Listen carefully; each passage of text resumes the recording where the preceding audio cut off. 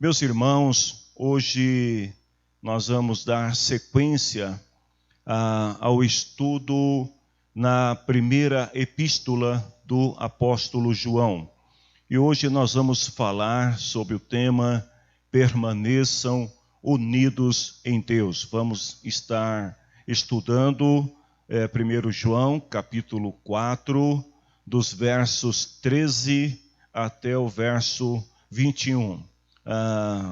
Os irmãos mantenham as Bíblias abertas, nós vamos estar lendo os versículos na medida em que também formos comentando os textos. Vamos começar lendo 1 João 4, 13 e 14, que diz assim: A razão por que podemos ter a certeza de que vivemos unidos com Deus e de que Ele vive unido conosco é esta: Ele nos deu o seu Espírito. E nós vimos e anunciamos aos outros que o Pai enviou o Filho para ser o Salvador do mundo.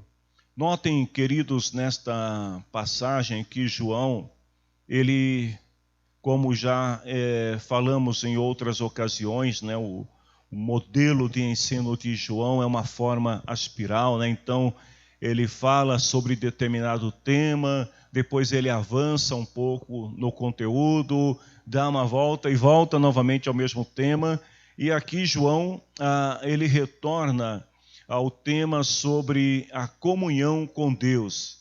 Este tema já tinha sido falado por João no capítulo 2 e também no capítulo 3. Só que aqui agora João, ele olha, né, para a comunhão sob uma nova perspectiva. João, ele vê a comunhão cristã comparada à relação que existe entre Deus Pai, o Filho e Espírito Santo. Ou seja, para João, a comunhão é algo muito mais profundo do que um simples ajuntamento de pessoas, é muito mais profundo do que apenas alguém declarar-se que faz parte de um grupo.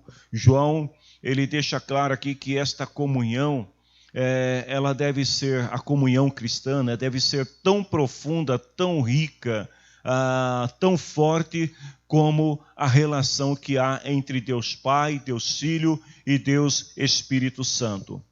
E João, ele expressa aqui esta confiança também que ele tem em Deus, quando ele declara assim, podemos ter a certeza de que vivemos unidos com Deus e de que Ele vive unidos conosco. O que João está a dizer aqui é que quando nós experimentamos a presença de Deus em nossa vida, então esta presença, ela nos leva à convicção de que Deus vive em nós e que nós estamos em Deus. Então João, ele está indo um pouco mais além aqui na sua interpretação e na sua tese em relação ao conhecimento, quando ele deixa claro aqui que a comunhão com Deus é algo que deve ser vivido e que deve também ser sentido, experimentado por aqueles que confiam no Senhor. Então ele deixa claro o seguinte, né? Olha, quando nós temos a certeza de que Deus habita em nós, ou que nós experimentamos essa presença, então nós também temos a certeza que estamos unidos. Nesta nova exegese, nova interpretação que João traz da comunhão, surge uma pergunta: como sabemos que estamos unidos com Deus e que Ele está unido conosco? Como é que você pode garantir a si mesmo, né? Aqui nós estamos falando de uma crença pessoal, individual. Como é que você pode garantir, ter essa certeza de que você está unido com Deus e que Deus está unido contigo? João responde: Deus nos deu o Espírito Santo. Lá no capítulo 3, 24, que foi onde João tinha falado já pela segunda vez sobre a comunhão com Deus, João usou palavras muito parecidas com a que ele está usando agora no versículo 13. No 3:24, ele falou assim, olha, quem obedece aos mandamentos de Deus, vive unido com Deus e Deus vive unido com ele. E por causa do Espírito que ele nos deu, sabemos que Deus vive unido conosco. Parece até que João está sendo repetitivo em relação ao mesmo tema, à mesma exegese. Parece que João ele fala a mesma coisa. Mas nós vamos ver aqui que não, João está acrescentando algo mais aqui. No capítulo 3, 24, né, João ele fala que por causa do Espírito que Deus nos deu, é que nós sabemos que estamos unidos com Deus. Ele também deixa claro que a bênção de Deus na vida do crente, ela flui por intermédio da presença do Espírito Santo. Quando temos o Espírito Santo, então nós sentimos estas bênçãos fluir através de nós. O Espírito derrama o amor de Deus sobre nós e revela que Deus vive em nós. É isso que João disse lá no 3:24. E esta interpretação que João trouxe anteriormente, ela encontra sustentação nas do Espírito. Há muita semelhança entre as declarações de João. Voltando agora para o versículo 13, que é o da aula de hoje, nós lemos que o Espírito Santo é um presente que Deus nos deu e que nós somos os receptores deste Espírito. Vejam, anteriormente João disse que Deus, ele nos deu o Espírito Santo e esse Espírito nos ensinou acerca da vontade de Deus. Quando você lê a Bíblia, quando você estuda a palavra de Deus, quando você ora, você experimenta este fluir, né, do Espírito Santo, esta ação do Espírito Santo na sua vida, que te direciona ao centro da vontade de Deus e te faz crer que Deus está contigo. Mas agora, João vai um pouquinho além, porque o que João está dizendo aqui agora é que a ação do Espírito Santo na vida do crente, mais do que dotar o crente de sabedoria, de inteligência, de conhecimento, de graça, de dons espirituais, mais do que trazer o amor de Deus no coração do crente, mais do que abençoar o crente, João está dizendo que o Espírito Santo reside no crente. Ou seja, ele não está de passagem na vida do crente, não é algo que assim, enquanto eu estou orando, as bênçãos de Deus estão fluindo através de mim. Enquanto eu estou lendo a Bíblia, as bênçãos de Deus estão fluindo através de mim. Quando eu abençoo a vida de alguém, as bênçãos de Deus estão fluindo através de mim. O Espírito Santo está agindo dentro de mim. Não, João está dizendo mais do que isso. Ele está dizendo que o Espírito Santo habita na vida do crente. Ou seja, ele mora dentro de você. E se nós tomarmos por base, então, esta nova revelação que João está trazendo, significa que você pode desfrutar desta presença de Deus 24 horas por dia.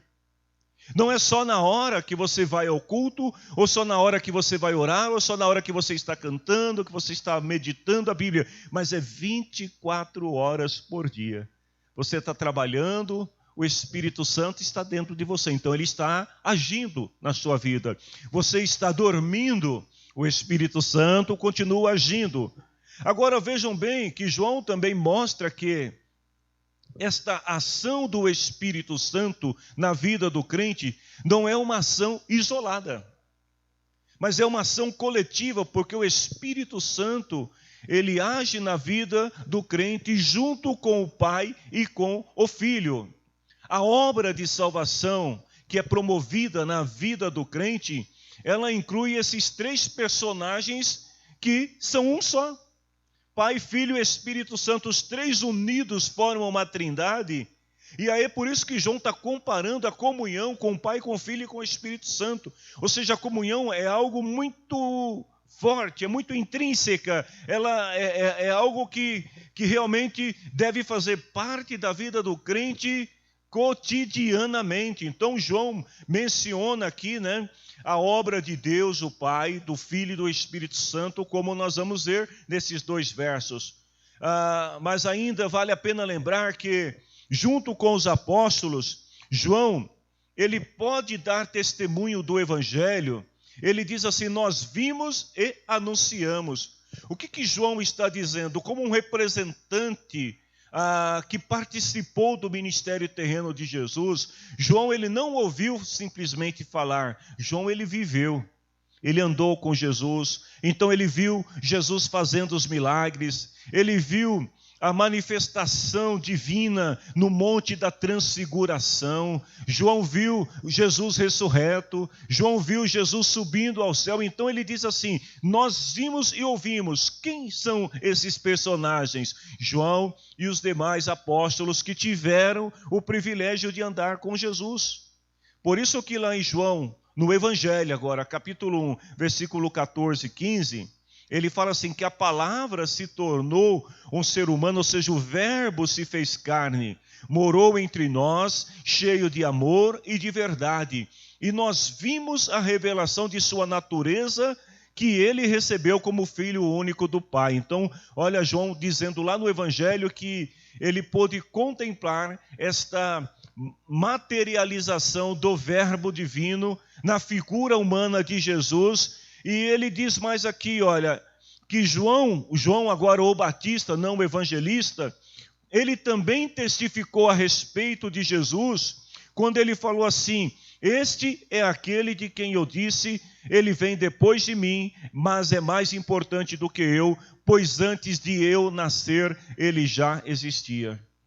Então, os discípulos, eles não somente foram testemunhas oculares do batismo de Jesus, no momento em que João Batista o apresenta como o Cordeiro de Deus que tira o pecado do mundo. Mas os discípulos, eles são testemunhas oculares de toda a vida, morte, ressurreição e ascensão de Jesus. Agora, João ele vai responder uma outra pergunta que mostra a obra do Pai realizada em conjunto com o Filho e com o Espírito Santo em prol da salvação da humanidade. Porque Deus enviou o seu Filho, né? João está fazendo aqui uma síntese de como evangelizar alguém em 1 minuto. É basicamente isso que João está ensinando aqui nesses 2 versos. Primeiro, vejam que nós vimos aqui, né, a pergunta: como é que você sabe que você está unido com Deus? João responde. Agora, João também vai responder a pergunta: por que Deus enviou o seu Filho ao mundo? Ele diz o seguinte: o Pai enviou o Filho para ser o Salvador do mundo. Pronto. Olha que maneira simples de evangelizar alguém, né? Primeiro perguntando se a pessoa tem convicção, se ela tem a certeza de estar unida com Deus e Deus estar unido com ela. Segundo, você sabia o porquê você sabe o porquê Deus enviou seu Filho ao mundo? E aí a resposta, nesses versos, João diz: Deus enviou o Filho para ser o Salvador do mundo. Ou seja, Deus comissionou, Deus enviou o seu Filho, o escolheu, né, e enviou à terra com um propósito: salvar o mundo. Jesus não foi enviado ao mundo para dar coisas materiais que podem ser conquistadas através do esforço humano, através da busca do conhecimento, através das experiências. Essas coisas nós alcançamos quando descobrimos a verdade que está em Cristo. Mas não é a missão de Cristo. A missão dele é salvar o mundo da ignorância do pecado, salvar o mundo da ignorância da justiça de Deus, salvar o mundo da sua própria ignorância em relação à vida. Então Jesus veio para salvar o mundo. E Deus deu essa missão ao Filho, por quê? Por que Deus envia o seu Filho para salvar o mundo? Por causa do seu amor pela humanidade que estava perdida, caída, distante da graça. É por causa disso que Deus enviou Jesus.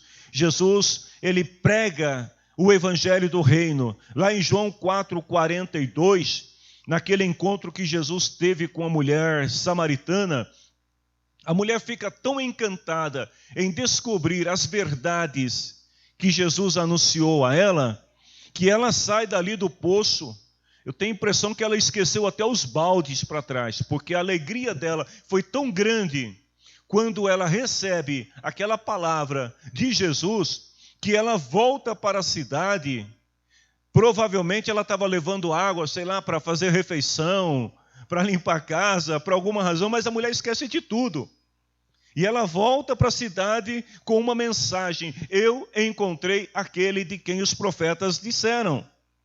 E ela começa a falar, e os homens daquela cidade, as pessoas da cidade ficam curiosas em conhecer a Jesus. E quando Jesus se apresenta para eles, e Jesus começa a falar com aquele povo, olha só o que eles dizem em João 4,42. Agora não é mais por causa do que você, a mulher, disse que nós cremos, mas porque nós mesmos o ouvimos falar e sabemos que ele é de fato o Salvador do mundo. Queridos, quando alguém ouve a mensagem do Evangelho, quando alguém ouve a mensagem da vida, através da pregação do Evangelho, a pessoa se declara como se declararam os homens de Samaria, o povo de Samaria aqui. Nós sabemos que ele é de fato o Salvador do mundo. Tem muita gente que conhece o Jesus que cura, glória a Deus. Tem muita gente que conhece o Jesus que abençoa, com bênçãos materiais, glória a Deus. Tem muita gente que conhece o Jesus que arruma casamento bom, glória a Deus. Mas não conhece Jesus, o Salvador do mundo.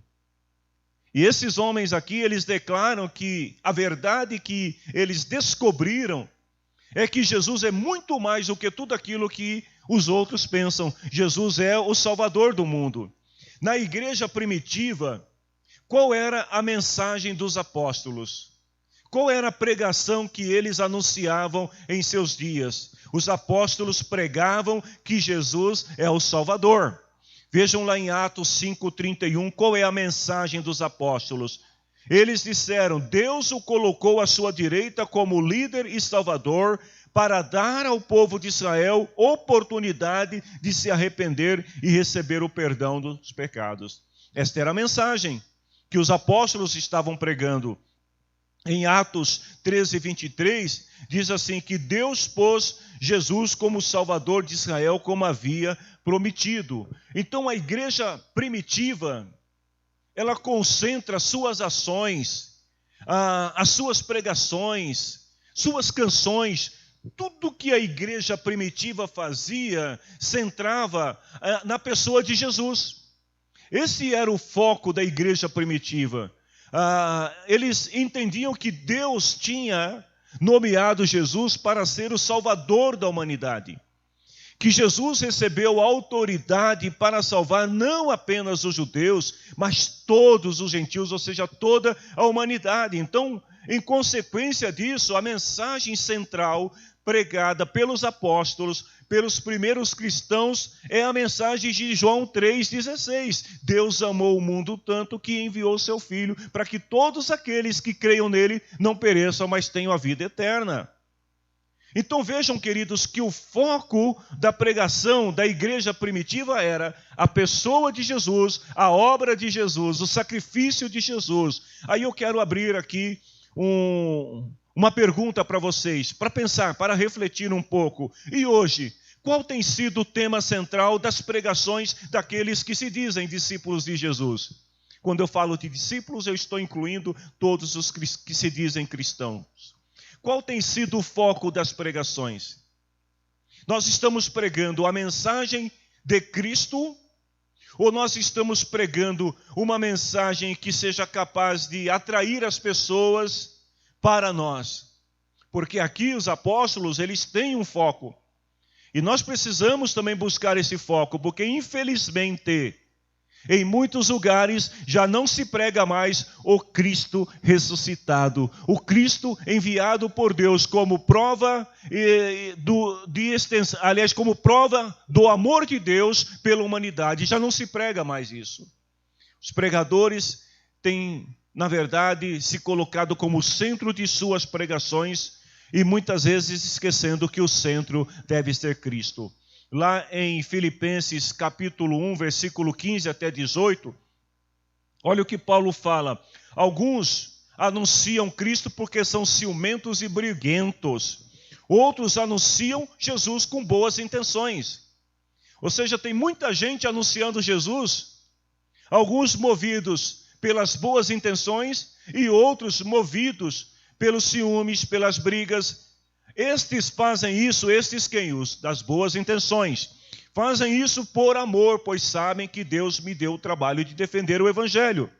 Os outros não anunciam Cristo com sinceridade, mas por interesse pessoal. Aí Paulo diz assim: eles pensam que assim aumentarão os meus sofrimentos quando eu estou na cadeia. Paulo está falando aqui daqueles que se opuseram à maneira como Paulo estava pregando o evangelho para os gentios e que essas pessoas estavam também anunciando a Cristo. Vejam bem, eles não estavam anunciando outro evangelho. Eles anunciavam a Cristo, mas o que havia de fato era uma certa disputa ministerial destas pessoas em relação a Paulo, porque Paulo trazia um evangelho mais contemporaneizado, um evangelho que incluía os gentios e que removia todas as tradições judaicas que outros cristãos acreditavam. Então é nesse contexto que Paulo está falando. Havia um grupo de fundamentalistas, um grupo mais radical, um grupo que baseava a sua pregação acerca de Cristo nos costumes e nas tradições, e havia alguém pregando o evangelho de forma mais contemporaneizada. Então havia uma certa disputa, havia algumas brigas, alguns ciúmes, porque Paulo estava atraindo mais gente do que os outros, ou talvez porque os outros estavam atraindo mais gente do que outros, e por aí afora. E Paulo fala assim: olha, alguns estão anunciando por interesse pessoal, porque eles querem trazer sobre as pessoas os seus julgos, as tradições, os costumes que eles têm na sua cultura. Mas olha só o que Paulo fala, e aí é onde que é o tema central. Eles pensam que assim aumentarão os meus sofrimentos quando estão na cadeia, ponto. Versículo 18. Mas isso não tem importância. Não tem importância se esse outro grupo só está evangelizando, pregando a Cristo, anunciando a Cristo nos lugares onde Paulo já tinha pregado, porque eles queriam levar as pessoas ao tradicionalismo, à cultura deles. O Paulo diz assim: o que importa é que Cristo está sendo anunciado, seja por maus ou bons motivos. Então o que Paulo diz aqui é o seguinte: olha, não importa se um é mais rigoroso, menos rigoroso do que o outro, se um é tradicionalista e o outro não, se um é mais contemporâneo e se o outro é mais radical, esquece, isso não tem problema, desde que a mensagem anunciada seja qual? Cristo. Desde que Cristo seja anunciado. Então esta palavra não se aplica àqueles que estão pregando outro evangelho que não seja o evangelho de Cristo. Paulo está falando aqui de uma igreja fundamentalista, de uma igreja radical e de uma igreja moderada contemporânea, mas que ambas estão anunciando a Cristo. Então Paulo fala: é isto que importa, desde que Cristo seja anunciado. Vamos para 1 João capítulo 4, versículo 15 e 16.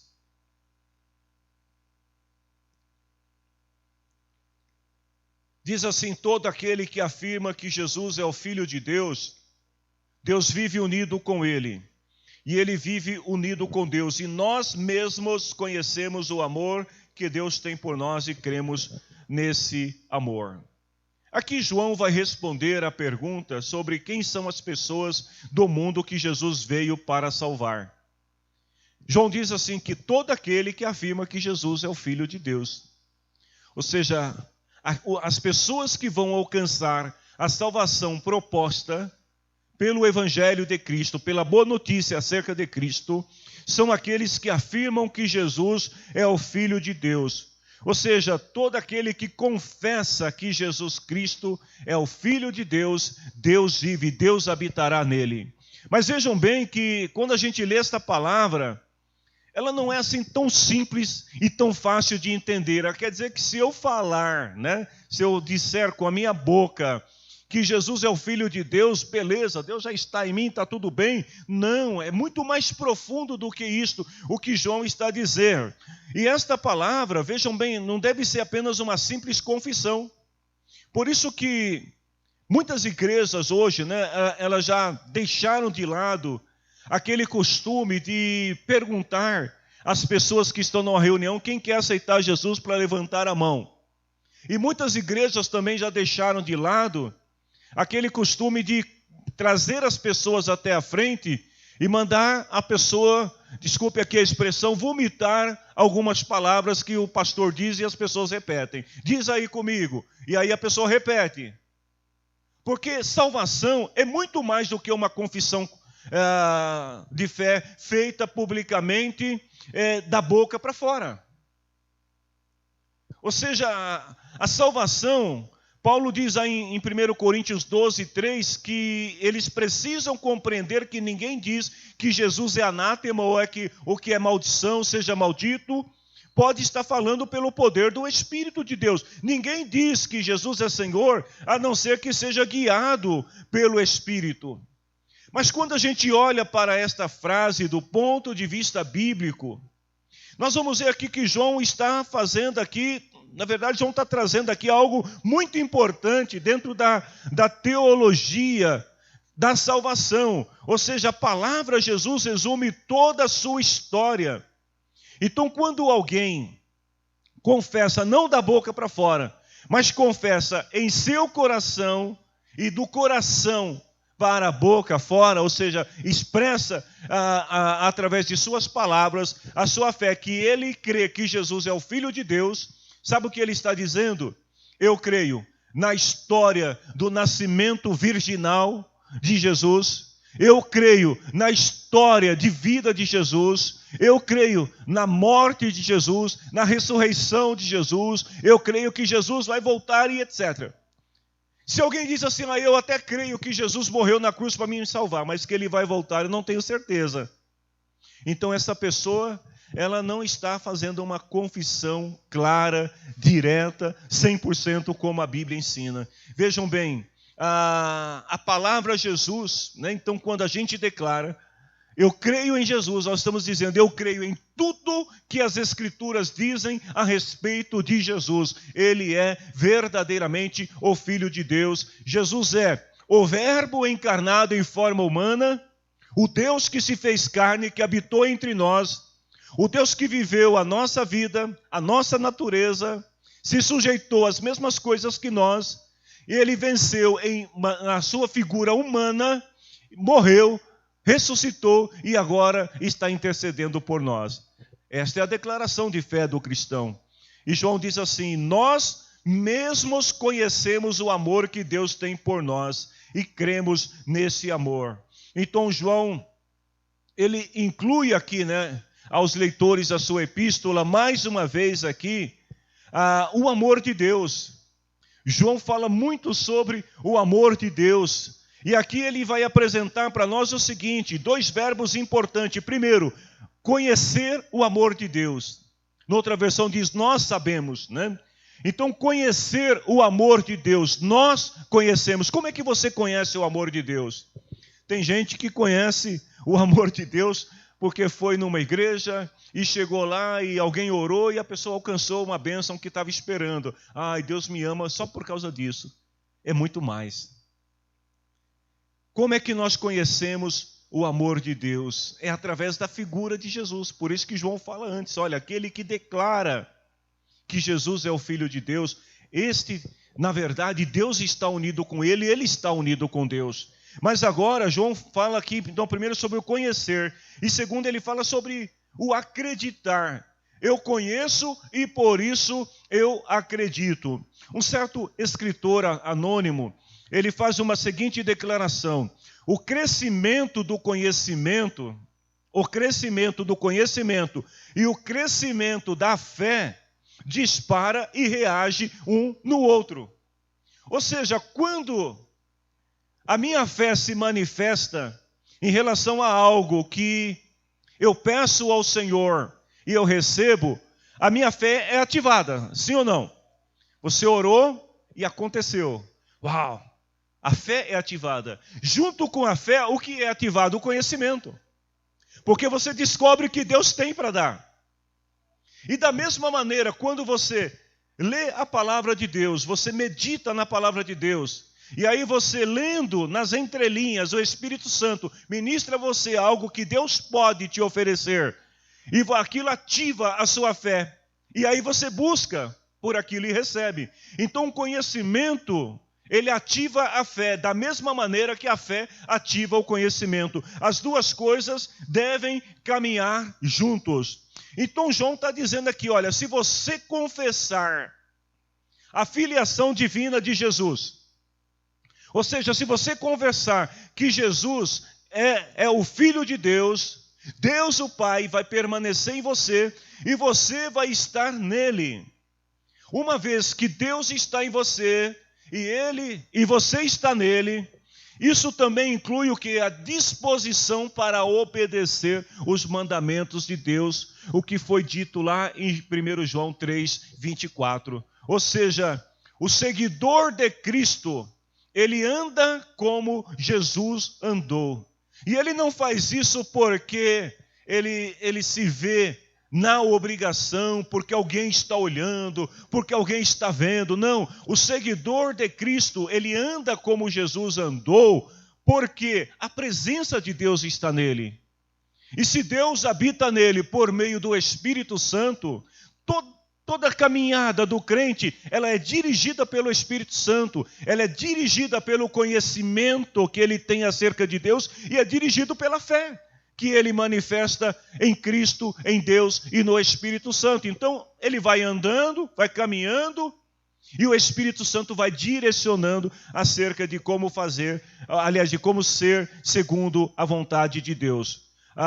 Então, vejam que João aqui, ao assegurar que Deus habita em nós, João também está assegurando que nós temos uma nova vida nele. E que estamos claramente cientes dessa nova vida em Cristo. Vamos para o versículo 16 e o 17. João continua falando sobre o amor de Deus. E aí ele diz assim: Deus é amor. Aquele que vive no amor, vive unido com Deus. Deus vive unido com ele.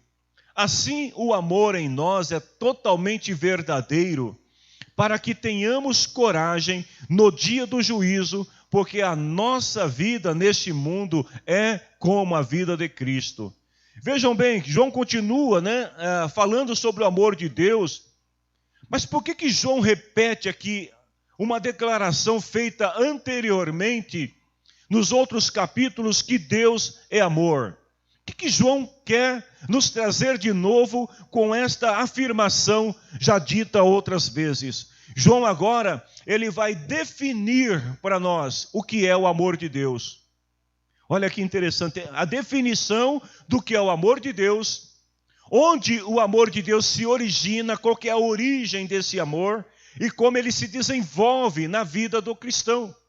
Ou seja, o amor de Deus, ele, por habitar dentro do coração do crente, ele garante confiança ao crente, ele expulsa o medo e encoraja o crente a ser como Cristo. João diz assim: quem diz que vive unido com Deus, deve viver como Jesus viveu. Isso lá no capítulo 2, versículo 6. E agora João traz novamente esta verdade para explicar aos irmãos o que é o amor de Deus, que Deus exige de cada um de nós.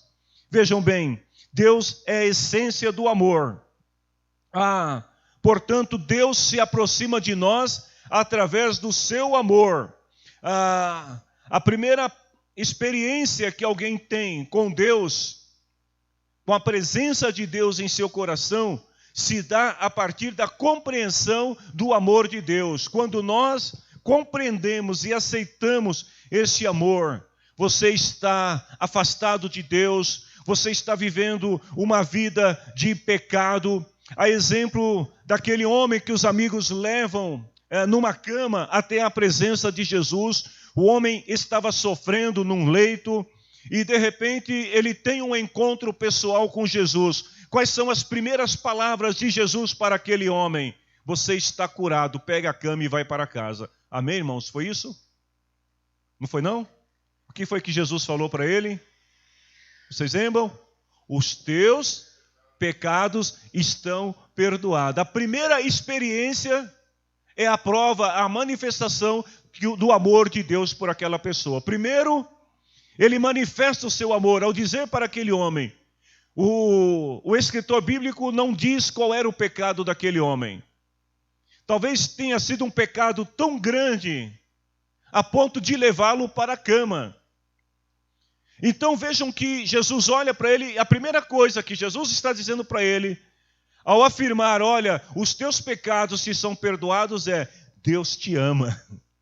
Eu te amo. Você está livre da condenação. Não fique se martirizando por causa do seu pecado. E depois, então, Jesus diz para ele, pega a cama, vai embora para casa. Você não tem mais do que se sentir culpado. O amor de Deus garante a vida ao crente, e a vida do crente revela-se apaixonada por Deus a partir desse amor.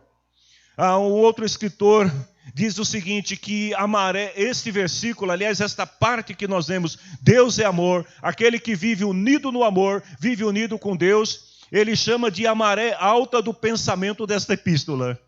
Ou seja, João chegou no ápice daquilo que ele quer falar sobre o amor de Deus. Olha, o amor de Deus é isto. Aquele que tem esse amor, ele está unido com Deus e Deus está unido com ele. Ou seja, o crente que tem o amor de Deus, ele é apaixonado por Deus. Ele é apaixonado pela obra do Senhor. Ele é apaixonado pelas Escrituras. Ele é apaixonado pela comunhão. Ele é apaixonado pela santificação. O crente que tem o amor de Deus não precisa que ninguém fique dizendo para ele o que ele tem que fazer, porque ele é movido por esse amor. Ele é regido por esse amor. As suas palavras, seus pensamentos, tudo é focado no amor de Deus. Então, 3 observações que João vai trazer no versículo 17, acerca do amor de Deus. Vejam bem, 3 declarações importantes e fundamentais. A primeira, assim o amor em nós é totalmente verdadeiro. Ou seja, o que João está querendo dizer aqui agora, ele levou o amor ao alto da montanha, ao ponto mais alto daquilo que ele quer trazer de revelação de Deus para os seus irmãos. João está dizendo aqui o seguinte, porque nós amamos, nós vivemos em Deus. E porque Deus habita em nós, nós amamos. Olha só, o amor aqui, João está dizendo, quando ele fala que assim o amor em nós é totalmente verdadeiro, João está dizendo que aqui o amor, ele atinge a sua plenitude em nós. Porque agora você já não é mais regido por aquele amor de interesse, aquele amor preconceituoso, discriminatório, aquele amor segmentado. Não, agora o amor é tão grande, ele é tão pleno em você, que você consegue olhar para os seus irmãos em Cristo, para as pessoas, não mais da maneira humana como nós olhamos, mas agora você olha sob a ótica do amor de Deus. E aí você olha para a pessoa, para o seu irmão, para a sua irmã, aquele que está cansado, aquele que está fraco espiritual, aquele que pecou, e você não consegue mais acusá-lo de alguma coisa, porque você está movido pelo amor de Deus, e esse amor de Deus, ele é tão grande em sua plenitude, que ele pode perdoar qualquer um acerca de seus pecados. Então, qual é o significado do amor levado à plenitude? Tem um escritor por nome de James Montgomery Boyce, que ele diz o seguinte, que o amor levado à plenitude significa amor completo, amor maduro, maturidade. Refere-se a isso um estado de espírito e atividade em que o cristão encontra quando o amor de Deus está dentro dele. Ele alcançou o que Deus queria que ele alcançasse. Ou seja, ele chegou no ponto aonde Deus quer que cada um de nós cheguemos. Um amor que nos domina totalmente, completamente, como ele diz aqui, ou seja, maturidade cristã no amor. Segunda revelação que João traz ainda no versículo 17. Para que tenhamos coragem no dia do juízo. O que é que traz a coragem, né, no coração do crente? João está dizendo aqui que é o amor. Porque quando você ama a Deus e tem esta certeza que Deus também te ama, você está seguro diante de Deus. Você não tem medo de ser acusada, de ser acusado diante de Deus por qualquer falha. Ou seja, estamos confiantes que não seremos condenados no dia do juízo. E esta confiança, né, João já tinha descrito lá no capítulo 2, versículo 21, quando ele fala assim: escrevo a vocês, mas não é porque não conhecem a verdade. Eu estou escrevendo a vocês porque vocês conhecem a verdade e sabem que nunca nenhuma mentira vem da verdade. Então, quando a gente tem essa certeza do amor de Deus em nosso coração, a gente sabe que quando estivermos diante do Senhor e tudo for revelado, não haverá nenhuma mentira escondida. Não haverá nenhum pecado oculto diante de Deus. Ou seja, tudo será revelado. E ainda que tudo seja revelado, nós estamos tranquilos e seguros, porque sabemos que o amor de Deus em nós nos conduzirá em segurança para a eternidade. Então é isso que João está dizendo. Quando nós temos esse amor, nós temos confiança. Quando Cristo aparecer no dia do julgamento, lá em 1 João 2,28, João tinha dito o seguinte: meus filhinhos, continuem unidos com Cristo para que possamos estar cheios de coragem no dia em que Ele vier. E ele fala assim: não precisaremos ficar com vergonha e nos esconder dele naquele dia. Aí eu lanço uma pergunta aqui para todos nós nesse dia. Você tem a vergonha de Deus por alguma coisa que você tenha cometido? Vejam bem, se existe medo, se existe receio, se existe vergonha por causa de alguma falta que você tenha cometido, é porque você ainda não experimentou o amor na sua plenitude. Porque na hora que você experimentar esse amor em sua plenitude, você não apenas será guiado por Ele para viver como Cristo viveu, mas você também será guiado por esse amor para ter a certeza que, por maiores que tenham sido os teus pecados no passado, você agora tem segurança que estás nas mãos do Senhor. Terceira verdade, porque a nossa vida neste mundo é como a vida de Cristo. Ou seja, o que é viver como Cristo viveu neste mundo? João diz que nesse mundo nós somos como Jesus. Uma tradução, né, mais atual, mais literal, significa que devemos ser como Cristo é nesse mundo. E como é que Cristo é? Como você acha que Jesus é? Então João está dizendo, olha, é viver como Cristo viveu, andar como Cristo andou. Então, como você considera, estou tentando formular uma pergunta aqui, como que você acha que seria a relação de Jesus com as pessoas que vivem no pecado nos dias de hoje? Como que Jesus agiria em relação a elas? Como é que Jesus agiria em relação a essa multiplicidade de igrejas que existe, de doutrinas, de teologias, etc.? Como é que você acha que Jesus reagiria diante da corrupção cada vez mais presente no meio do povo cristão? Como é que você acha que Jesus reagiria em relação às questões políticas, sociais, econômicas e por aí afora do mundo? Viver como Jesus, andar como Jesus, assim como Cristo nos mostrou o seu amor. Nós mostramos o nosso amor uns pelos outros no mundo em que vivemos. Queridos, Jesus nunca deixou de dizer a verdade. Ele era a própria verdade na figura humana. Jesus é a expressão da verdade. E ele diz, conhecereis a verdade, e a verdade o quê? Vos amarrará. E a verdade vos acorrentará. Desculpa, eu esqueci a versão. É isso mesmo? Não. A verdade vos libertará. Jesus, ele sempre viveu, andou na verdade, ele sempre disse a verdade. Jesus não escondeu das pessoas os seus pecados, mas ele tratou cada pessoa de uma maneira separada, singular. Jesus, ele olhou para os pecadores, ele teve misericórdia, porque eles não sabiam o que estavam fazendo. Mesmo quando o detrataram, mesmo quando o crucificaram, Jesus teve misericórdia dele. Discurso de ódio não faz parte do povo de Deus. Discurso de separatismo, de guerra, de pegarem armas para defender seus direitos, nunca fez parte do discurso de Cristo. Quando ele foi preso, e Pedro pega a espada, né? E vai em direção ao soldado para tentar defendê-lo. Pedro estava defendendo quem? A expressão do amor, a expressão da verdade, o Filho de Deus. E o Pedrão vai lá e pega a espada. O que é que Jesus fala para ele? Pedro, não é assim que se resolve as coisas. Porque quem fere com espada, também será ferido pela espada. Não é assim que resolve.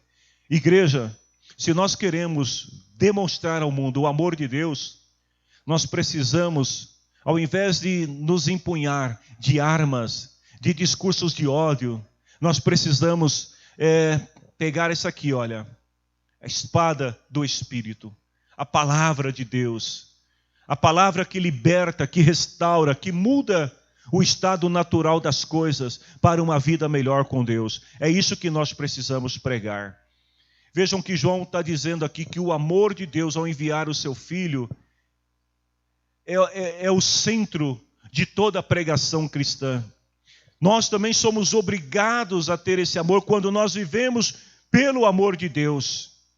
Nós somos obrigados a ter esse amor uns pelos outros para cumprir o mandamento de Deus. E quando imitamos o amor de Deus, não precisamos temer o julgamento vindouro. Versículo 18. Deixa eu só colocar o relógio de volta aqui, senão eu esqueço de olhar a hora, mas ainda está cedo. Versículo 18. No amor não há medo. O amor que é totalmente verdadeiro afasta o medo. Portanto, aquele que sente medo não tem no seu coração o amor totalmente verdadeiro, porque o medo mostra que existe castigo. Lembra do que eu falei agora há pouco? Veja, assim como a fé e a dúvida não podem coexistir no coração do crente, o crente crê ou não crê, da mesma forma o amor e o medo também não tem nada em comum, não dá para coabitar junto. O cristão que cumpre o mandamento de Deus e demonstra o seu amor a Deus e ao próximo, não precisa temer estar diante de Deus. Não precisa faltar no culto de Santa Ceia, porque cometeu uma falha durante a semana. Não precisa se auto-penitenciar para receber o perdão, porque Jesus já alcançou o perdão por nós. Só precisa confessar e abandonar o seu pecado. Vejam bem, cristãos que cumprindo então o mandamento de Deus, não temem. Eles têm coragem para estar diante de Deus, para falar com Deus, para orar a Deus, para se apresentar diante de Deus. A palavra medo, ela traz dois significados. O primeiro, que é ficar alarmado, temeroso, ou melhor, medroso, né, daquilo que vai acontecer. E o segundo a palavra medo também pode estar relacionada à reverência e a respeito. Ou seja, eu tenho medo porque eu tenho respeito, porque eu sei que o outro, ele tem uma autoridade, ele tem um poder que está acima de mim. Agora vejam bem que essa questão de ter reverência a Deus, porque a gente tem medo de Deus, não se aplica no contexto. Não é nesse sentido que João está falando. Porque o crente ama e respeita a Deus, sim. Nós temos reverência a Deus, mas não é porque temos medo de Deus. Se você vai à igreja porque você tem medo do inferno, está tudo errado. Se você vai à igreja porque você tem medo que durante a semana aconteça algum acidente e você diga assim, foi a mão de Deus que pesou, está tudo errado. Você não está entendendo o Evangelho. Você precisa compreender melhor o que significa boas novas. O que significa amor de Deus. Lá em Romanos capítulo 8, versículo 15, Paulo diz assim: o Espírito que vocês receberam não torna vocês escravos e não faz com que vocês tenham medo. Pelo contrário, o Espírito torna vocês filhos de Deus. E pelo poder do Espírito, com fervor, vocês podem dizer a Deus: Abba, Pai, ó Pai, meu Pai. Por causa do seu amor por Deus e da sua comunhão, o cristão não teme o dia do julgamento. Ou seja, ele vive uma vida aqui na terra em temor reverencial, mas não medo reverencial. Há uma diferença entre as duas coisas. O temor reverencial, o respeito a Deus pelo amor que Ele teve por mim e a gratidão que eu expresso amando-o da mesma maneira. É diferente do medo reverencial, que é assim, eu tenho que fazer, porque se eu não fizer, olha, Deus vai pesar a mão. Vejam bem, 1 Pedro 1,17. Quando vocês oram a Deus, vocês chamam Deus do quê? Pai, não é isso? Senhor meu Deus, eterno Pai, glorioso Pai, meu Pai.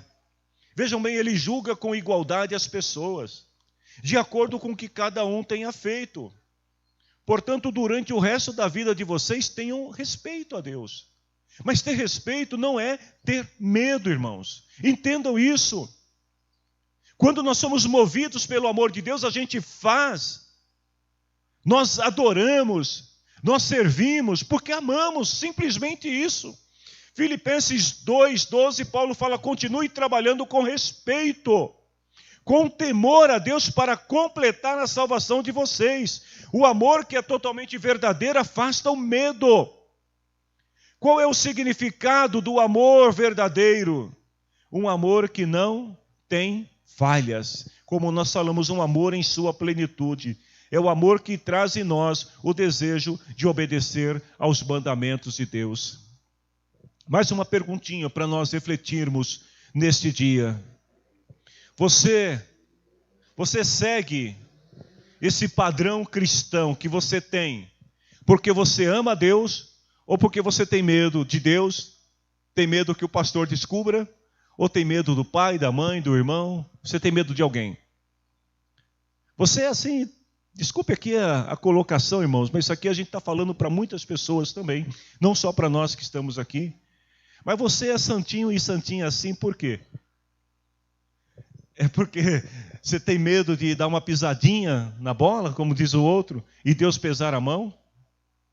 Ou você é santinha, santinho desse jeito aí porque você ama a Deus? Vejam bem, o amor que Deus coloca em nosso coração, Ele produz em nós o desejo de obedecer o mandamento de Deus. Ou seja, a gente faz porque a gente ama. Você lá na escola, jovens, na escola, na faculdade, nos círculos sociais, vocês adultos também, seja na escola, no trabalho, nos relacionamentos do dia a dia. Sabe por que você é certinho? É porque você ama a Deus. Se for diferente disso, se você está fazendo as coisas certas, mas está sempre olhando para o lado, sabe? Vai fazer um negócio escuso, aí diz assim, bom, deixa eu olhar primeiro aqui para ver se não tem nenhum crente passando agora, porque crente, irmãos, é um negócio impressionante. Às vezes você está no lugar, eu já estive viajando por alguns lugares no Brasil, uma vez eu estava em Campos do Jordão, estava tranquilo, passeando à noite com a minha esposa, de repente alguém grita para mim assim, a paz do Senhor, pastor! E olhei, era um irmão da cidade vizinha aqui, de Carapicuíba, que eu tinha conhecido na juventude, fazia muitos anos que eu não via o irmão, e o irmão estava lá. Outra vez eu estava na praia, bem tranquilo, tomando um solzão lá quente com a minha esposa, e daqui a pouco quem aparece? Um casal de membros que era desta igreja, na mesma praia. Irmãos, tem tanta praia em São Paulo, tem tanto lugar para ir, mas o irmão tinha que ir na mesma praia que eu. E eu não estou falando de praia perto, não, estava bem longe daqui. Sabe por que crente aparece em todo lugar, não é assim, Molho? Então, a pessoa que não tem o amor de Deus, que tem um medo reverencial, Ele está sempre olhando para o lado, deixa eu ver se ninguém está vendo, se não está passando ninguém, se ninguém está me olhando, se vai que, olha, o crente daquela igreja, vai que ele me conhece e conhece algum outro irmão da igreja e vai falar para o pastor, então está sempre olhando. Aí quando não tem ninguém perto, aí faz as coisas erradas. Não. O crente que tem o amor de Deus, ele é certo por causa do amor de Deus que está em nós, porque é esse amor que nos leva a obedecer ao Senhor. E quando o amor se manifesta no ato de amar a Deus e amar o próximo, depois o medo em seu significado de medo não tem lugar no nosso coração. Você não tem medo. Você não tem medo de estar na praia, de estar, sei lá, no shopping, num cinema, de estar num ponto de ônibus, de estar no trabalho, de estar com os amigos sentados, sei lá, tomando um suco. Você não tem medo, porque você não é regido pelo medo, você é regido pelo amor de Deus. E esse amor, ele traz segurança, é o que João está dizendo. Aquele que sente medo no coração, o seu amor não é totalmente verdadeiro. Mas aquele que tem o amor de Deus é diferente.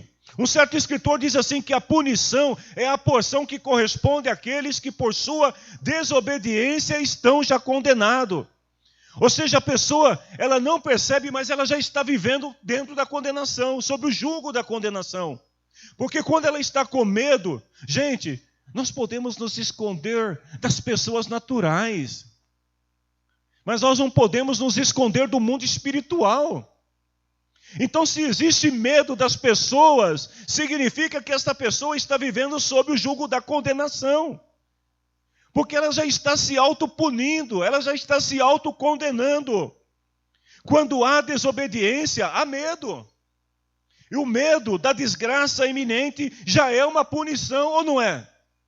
Tanto que Paulo fala assim, olha, se nós esperarmos em Cristo só nesta vida, nós somos o quê? Miseráveis.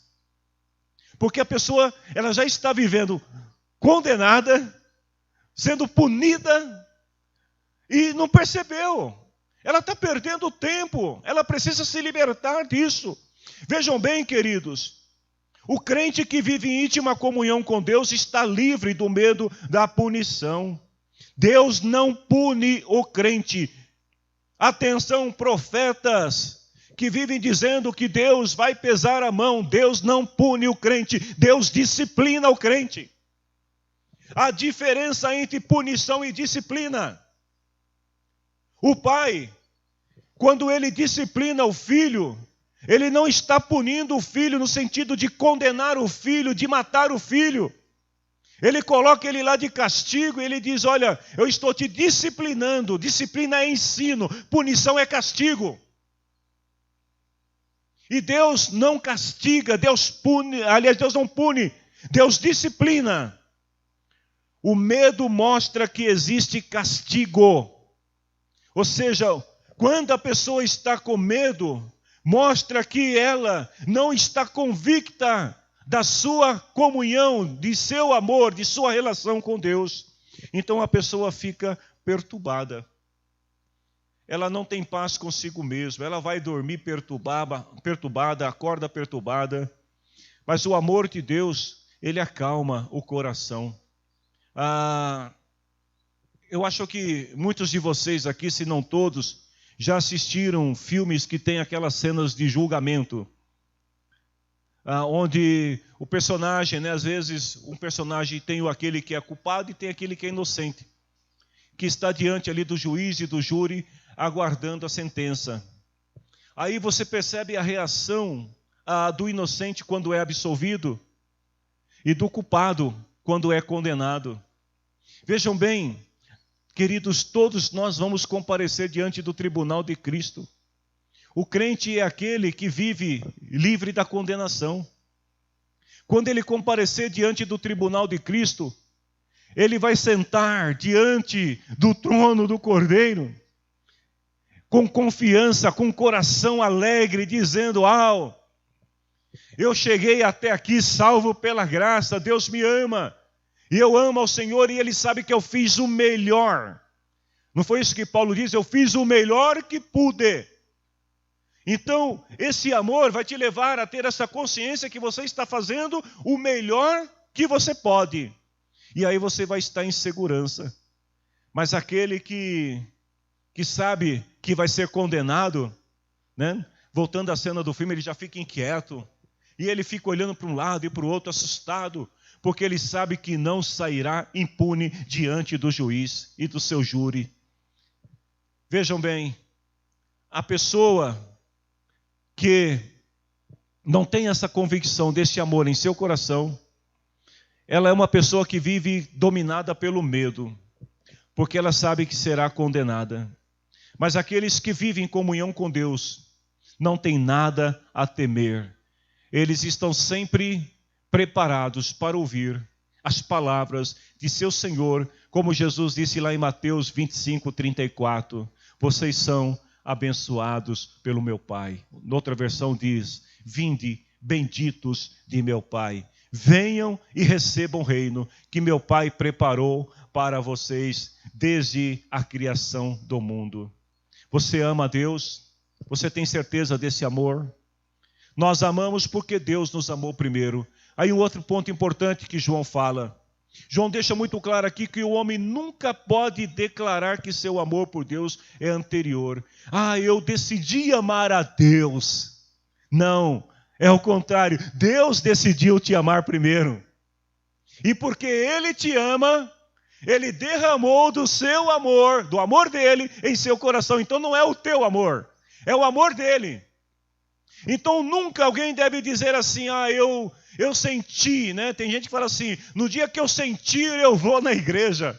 No dia que eu sentir, quem sabe eu viro crente. Não. Vejam bem, não é uma questão de sentimento que parte do homem em relação a Deus, mas é algo que parte de Deus em relação ao homem. Deus te ama, e quando você abre o coração e aceita esse amor, então esse amor começa a fluir dentro de você, e você passa a amar a Deus na mesma intensidade. O nosso amor é então uma cópia do amor de Deus, porque ele tem a sua origem em Deus. Deus nos amou primeiro. E aí João conclui dizendo assim, se alguém diz, eu amo a Deus, mas odeio o seu irmão, ele é mentiroso. Pois ninguém pode amar a Deus a quem não vê, se não amar o seu irmão a quem ele está vendo. Então João agora, ele quase que finalizando a sua tese em relação ao amor de Deus, o que é o amor de Deus. João deixa muito claro aqui o seguinte, que o amor de Deus não pode, de maneira alguma, ser conduzido por um sentimento caloroso em nossos corações, que se move verticalmente em direção ao céu. Eu amo a Deus, mas horizontalmente não chega ao nosso vizinho. Deu para você entender? Não adianta a gente simplesmente declarar, eu amo a Deus, porque Ele me ama. Ou seja, esse amor está fluindo do céu ao meu coração e do meu coração a Deus. Não adianta declarar isso se horizontalmente nós não fomos capazes de permitir que esse amor se estenda ao nosso vizinho, ao nosso próximo. O que Jesus disse para a mulher no poço de Samaria? Que rios, quem crê nele, rios de águas vivas saltarão do seu interior. Imagine, o crente é uma fonte do amor de Deus, uma fonte ambulante do amor de Deus. Por onde o crente passa, esse amor está jorrando. E aí ele vai passando, e esse amor vai molhando tudo à sua volta, vai contagiando as pessoas. É isso que João está dizendo. O amor do crente a Deus, ele é revelado, ele é comprovado, ele é manifestado no nosso relacionamento horizontal com as pessoas. Esse amor é vertical e esse amor horizontal, ele precisa ser revelado às pessoas. João diz, se alguém diz, eu conheço, mas não obedece aos mandamentos, é mentiroso e não há verdade nele. Agora João está dizendo, se você diz que ama ele, que você diz que conhece, mas você não ama o seu irmão, então você não ama a Deus. O último versículo, o mandamento que Cristo nos deu é esse, quem ama a Deus, que ame também o seu irmão. João está dando ênfase aqui à palavra que Jesus disse lá em Mateus 22, 37 a 40. Jesus falou: ame o Senhor seu Deus com todo o coração, com toda a alma e com toda a mente. Esse é o maior mandamento e o mais importante. E o segundo, vejam bem, o mais importante, comunhão, você e Deus. E o segundo, mais importante, ame aos outros como você ama a você mesmo. Por que como você ama a você mesmo? Porque uma vez que o amor que vem de Deus, ele está em você, então esse amor é o amor que você vai manifestar em relação às pessoas. Se não houver amor aqui, olha, horizontal, cortou. Se você não obedece os mandamentos de Deus como prova de que você o ama como Ele te ama, então foi cortada a ligação. Se esta ligação for cortada, o que te resta é amar o próximo com o teu amor, que é falho, que é interesseiro, que é egoísta, que é movido por discriminação, por preconceitos. Esse é o nosso amor. Nós amamos as pessoas, o amor natural. Ele se baseia muito naquilo que nós vivemos, naquilo que nós conhecemos, na nossa formação, na nossa educação. Mas o amor de Deus é diferente. Então nós precisamos obedecer a Deus, aos seus mandamentos, estar linkado em Deus para expressarmos esse amor aos outros. Jesus disse o segundo mais importante, que é parecido com o primeiro, ame os outros como você ama a você mesmo. Jesus, ele reúne aqui os dois mandamentos, o maior mandamento e o mais importante, né? Quando ele diz assim, o maior de todos e o mais importante, ame a Deus e ame ao seu próximo como a si mesmo. Porque os escritores do Novo Testamento enfatizam o amor ao próximo. Aí eu estou terminando a aula. Por que se fala tanto sobre o amor ao próximo no Novo Testamento? Duas respostas para esta pergunta. Primeiro, porque o próximo carrega a imagem de Deus. Lembra do que a palavra do Senhor diz lá no livro de Gênesis? Deus criou o homem à sua imagem e à sua semelhança. Não foi você que ele criou a imagem e semelhança, foram todos. Então, todo ser humano carrega consigo a imagem de Deus. São semelhantes. E segundo, porque Deus nos dá esta ordem que devemos amar ao próximo como a nós mesmos. E para que nós sejamos capazes de amar ao próximo, o que é que Deus faz? Deus nos dá o amor. Amém, queridos? Continuem firmes, unidos no amor de Deus.